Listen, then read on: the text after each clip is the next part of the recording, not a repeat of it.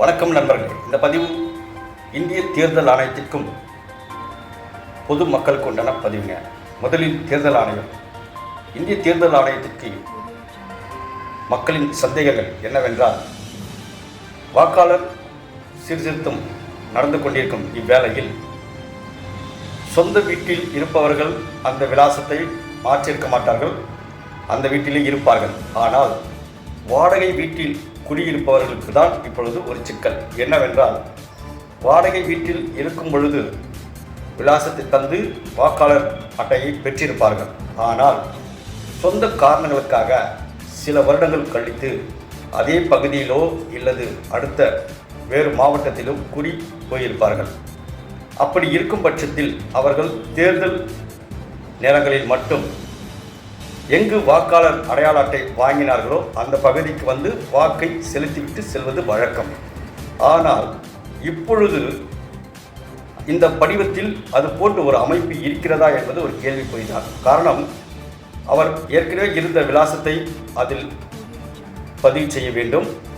இப்பொழுது இருக்கும் விலாசத்தையும் பதிவு செய்யும் படிவத்தில் அமைப்பு உள்ளதா என்பதை தேர்தல் ஆணையம் விளக்க வேண்டும்.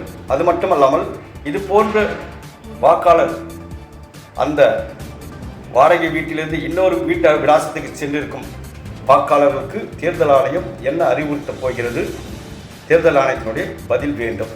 அது ஒன்று. இன்னொன்று, பொதுமக்களுக்கு, மக்களாகிய நமக்கு கிடைத்த ஒரு மிகப்பெரிய உரிமை வாக்குரிமை. இதை நாம் கட்டாயம் சரிபார்த்து கொள்ள வேண்டும். வாக்குரிமையை ஒருபொழுதும் விட்டுக் கொடுக்கக்கூடாது. நாம் வாக்கை உறுதி செய்ய ஏதாவது சந்தேகங்கள் இருந்தால் இந்திய தேர்தல் ஆணையத்தின் சார்பாக ஒரு எண் வழங்கப்பட்டுள்ளது, 1950. இந்த எண்ணுக்கு போன் செய்து வாக்காளர்கள் தங்கள் சந்தேகங்களை கேட்டு நிவர்த்தி கொள்ள வேண்டும். வாக்குரிமையை ஒருபொழுதும் விட்டு தராதீர்கள். உங்கள் வாக்கை உறுதி செய்து கொள்ளுங்கள் என்பதுதான் மக்களின் எண்ணங்களும் எதிர்பார்ப்புகளும். நன்றி.